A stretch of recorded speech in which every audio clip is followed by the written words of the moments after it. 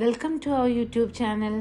ഇന്ന് ഞാൻ നിങ്ങൾക്ക് പരിചയപ്പെടുത്തുന്നത് നല്ല മധുരമുള്ള പഴംപൊരിയാണ്. അതിനുവേണ്ടി നമുക്ക് വേണ്ടത് നല്ല പഴുത്ത പഴമാണ് വേണ്ടത്. എങ്കിൽ മാത്രമേ പഴംപൊരിക്ക് രുചി ഉണ്ടാവുകയുള്ളൂ.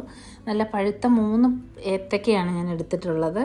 അത് ഒരു പഴം 3 കീറിയെടുത്തു.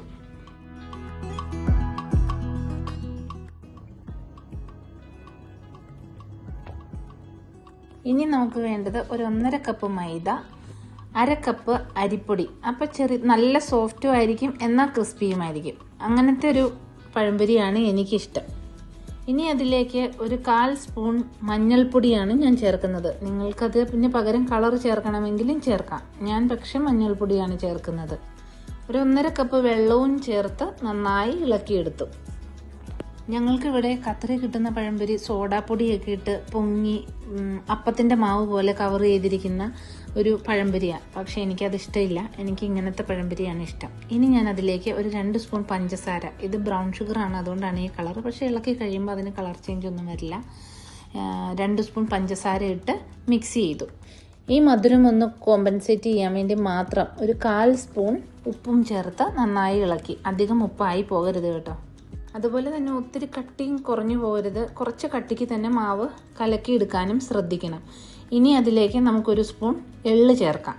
എള്ള് കൂടി ചേർത്ത് ഇളക്കിയാൽ നമ്മുടെ ബാറ്റർ റെഡി ആയി കഴിഞ്ഞു. ഇനി നമ്മൾ അരിഞ്ഞു വെച്ചിരിക്കുന്ന ഏത്തയ്ക്ക ഓരോന്നായി ഇതിൽ നന്നായി മുക്കിയെടുത്ത് ചൂടായി കിടക്കുന്ന എണ്ണയിലേക്ക് ഇട്ട് വറുത്ത് കോരാം. അപ്പം ഞാൻ ഇടണത് പിടിക്കാനായിട്ട് മറന്നുപോയി. ഇട്ട് കഴിഞ്ഞിട്ടാണ് ഞാനത് പിടിച്ചില്ലല്ലോ എന്ന് ഓർത്തത്. എനിവേ ഞാനത് ചൂടായ എണ്ണയിലേക്കിട്ട് വറുത്ത് കോരിയെടുത്തു.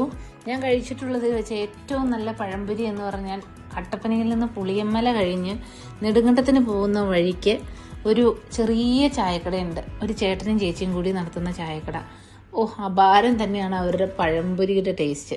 ഒരിക്കലും ഞങ്ങളത് മിസ് ചെയ്യാറില്ല. എപ്പോൾ അതിൽ കൂടെ പോയാലും ഞങ്ങൾ അവിടെ കയറി ആ പഴംപൊരി കഴിച്ചിട്ടേ പോയിട്ടുള്ളൂ.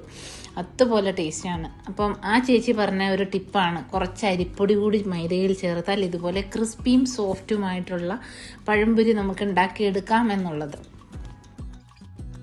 നിങ്ങൾ ആരെങ്കിലും അവിടെ നിന്ന് കഴിച്ചവരുണ്ടെങ്കിൽ കമൻറ്റ് ചെയ്യണേ. അപ്പോഴേക്കും കുഞ്ഞുങ്ങൾക്ക് ക്രിക്കറ്റ് കളിക്കാൻ പോകാൻ സമയമായി. അവർ ചായയും പഴംപൊരിയൊക്കെ കഴിച്ച് ക്രിക്കറ്റ് കളിക്കാൻ പോയി. അപ്പോൾ വീഡിയോ ഇഷ്ടമായാൽ ലൈക്ക് ചെയ്യാനും ഷെയർ ചെയ്യാനും കമൻറ്റ് ചെയ്യാനും സബ്സ്ക്രൈബ് ചെയ്യാനും മറക്കരുതേ. Thank you so much.